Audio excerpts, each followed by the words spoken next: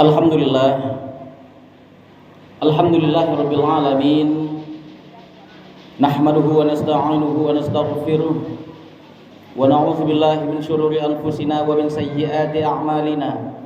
May yahdihillahu fala mudhillalah wa may yudlilhu fala hadiyalah. Asyhadu an la ilaha illallah wahdahu la syarikalah wa asyhadu anna Muhammadan 'abduhu wa rasuluh. Allahumma salli wa sallim wa barik ala sayyidina Muhammad wa ala alihi wa ashabihi wa man tabi'ahum bi ihsani ila yaumiddin. Amma ba'd, fa ya ayyuhal hadirun ittaqullaha haqqa tuqatih wa la tamutunna illa wa antum muslimun.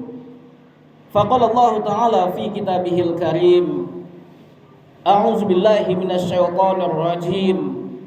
Bismillahirrahmanirrahim. Al-yawma nakhtimu ala afwahihim wa tukallimuna aydihim wa tashhadu arjuluhum bima kanu yaksibun. Shadaqallahul azim. Masyarul muslimin, sidang jamaah Jumat, para tamu-tamu Allah yang dimuliakan Allah. Bersyukur kita kehadirat Allah Subhanahu wa taala. Alhamdulillah, berkat nikmat Allah titipkan kepada kita hari ini, kita bisa hadir, kita langkahkan kaki kita ayunkan tangan kita yang telah Allah titipkan kepada kita untuk hadir di rumah Allah yang sangat mulia ini, dalam rangka mendekatkan diri kita kepada Allah Subhanahu wa taala. Bersolawat kita kepada baginda Rasul sallallahu alaihi wasallam. Allahumma shalli ala sayyidina Muhammad wa ala alihi sayyidina Muhammad. Masyarul muslimin, sidang jamaah Jumat, para tamu-tamu Allah yang dimuliakan Allah. Judul yang akan kita bahas di mimbar yang singkat ini yaitu perbuatan zolim dan fasyad.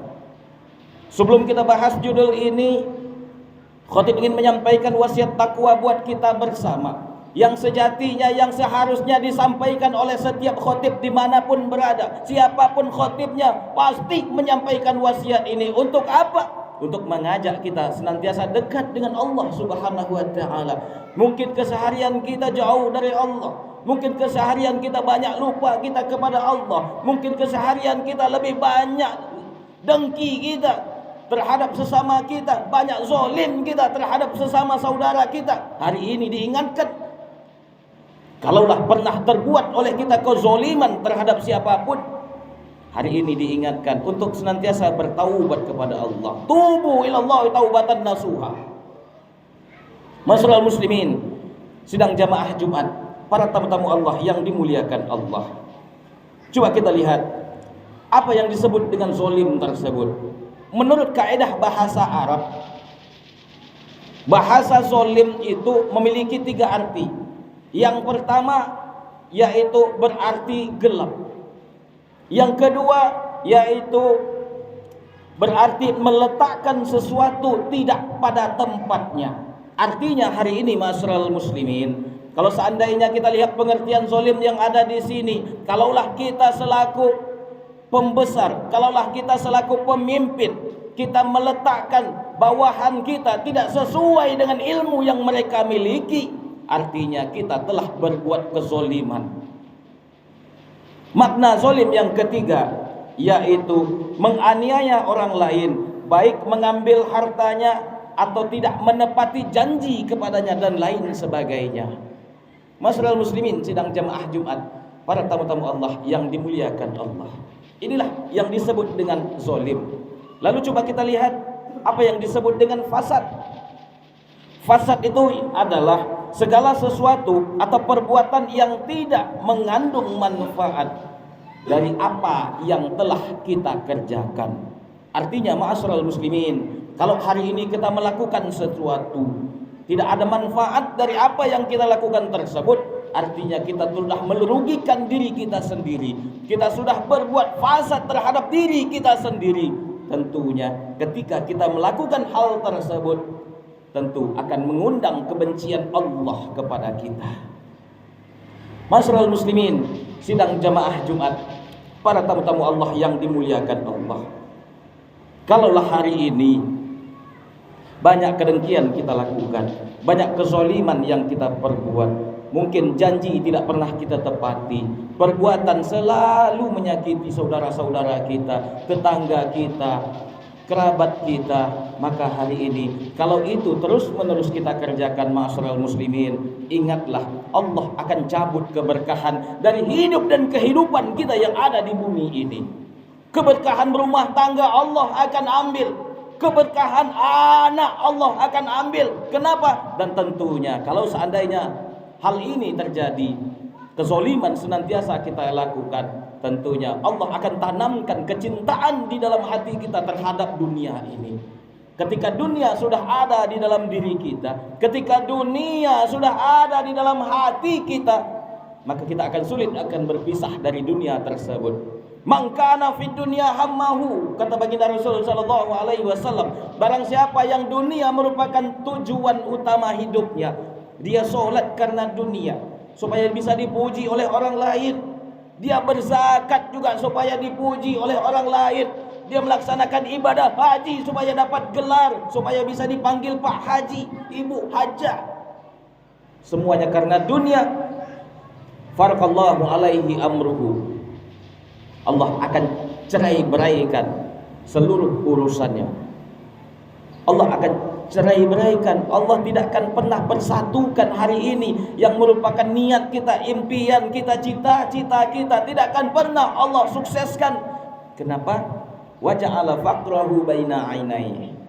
Masyarul muslimin, sidang jamaah Jumat, para tamu-tamu Allah yang dimuliakan Allah, inilah dia salah satu keburukan dari pelaksanaan kezaliman ini, ma'asyiral muslimin. Dan tentunya harus kita ingat, benar-benar ingat, ma'asyiral muslimin, ketika kita melakukan keburukan, ketika kita melakukan kemaksiatan, ketika kita melakukan kezaliman, apakah itu menganiaya orang lain, apakah itu menyakiti orang lain, apakah itu kita membuat orang lain tidak maju karena tanda tangan kita tidak kita berikan padahal mereka mampu, ingatlah, in ahsantum ahsantum li anfusikum, karena sesungguhnya kebaikan yang kita perbuat akan kembali lagi kepada kita, masyarul muslimin. Coba lihat di dalam surah Al-Isra ayat 7, in ahsantum ahsantum li anfusikum, kata Allah, ketika engkau berbuat baik kepada saudaramu, kau bantu saudaramu, kau tolong saudara-saudaramu, mereka yang kesusahan kau angkat derajatnya, Allah akan angkat derajatmu, kebaikan itu untukmu, kata Allah.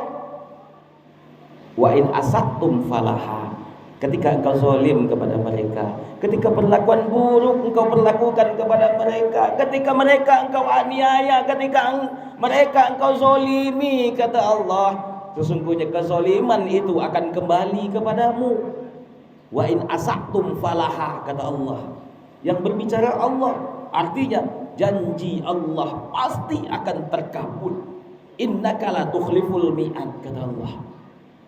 Masyarul muslimin, sidang jamaah Jumat, para tamu-tamu Allah yang dimuliakan Allah, mungkin saat hidup di dunia ini banyak sekali janji yang tidak pernah kita tepati.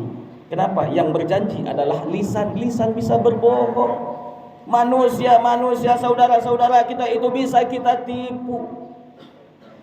Saudara-saudara kita tidak mengetahui kejelekan yang terjadi di dalam diri kita, yang kita lakukan itu. Tapi ingat, al-yauma nakhtimu ala afwahihim, kata Allah, pada hari ini ku kunci mulut mereka, kata Allah. Ku kunci, al-yauma nakhtimu ala afwahihim wa tukallimuna aydihim wa tashhadu arjuluhum bima kanu yaksibun.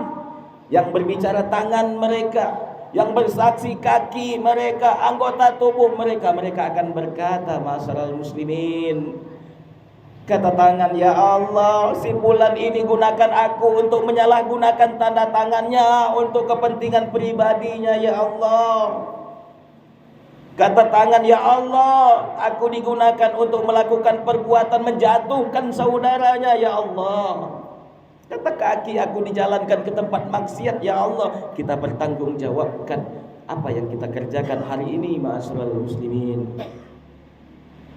Coba kita lihat kezaliman yang sebenarnya itu ada 3 macam yang bisa kita jauhi supaya kita dekat dengan Allah. Zalim yang seperti apa? Yang pertama yaitu zalim kepada Allah. Allah punya hak terhadap kita, masyaallah muslimin. Allah tidak butuh kita solat menghadapnya. Allah tidak butuh. Sekalipun seluruh manusia yang ada di dunia ini tidak solat, Allah tidak pernah berhenti dari Allah. Allah tetap menjadi Allah. Allah tetap besar. Siapa yang rugi? Yang rugi adalah kita. Kita zalim kepada Allah, maka sesungguhnya kemaksiatan terbesar yang kita kerjakan di alam semesta ini, masyaallah muslimin. Ini kezaliman yang pertama.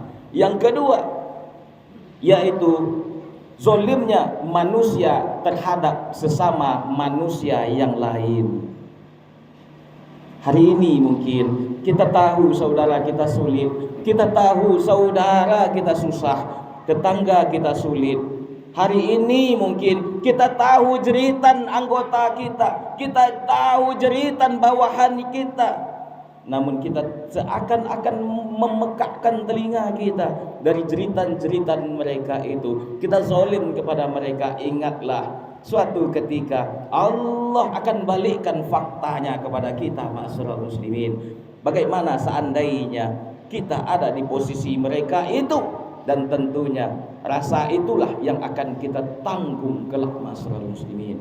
Ini kezaliman yang kedua. Kezaliman yang ketiga yaitu zalim terhadap diri sendiri. Ini yang paling banyak kita kerjakan, masyaallah muslimin. Yang mana kita selalu tidak memberikan hak kepada diri kita sendiri.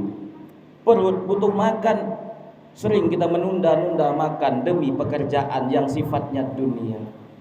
Mata butuh tidur, butuh istirahat, selalu kita tunda-tunda haknya mata demi untuk main game dan lain sebagainya, ma'asyiral muslimin. Dan yang paling besar adalah rohani kita butuh kedekatan dengan Allah, namun kita lupa untuk mendekatkan diri kita kepada Allah.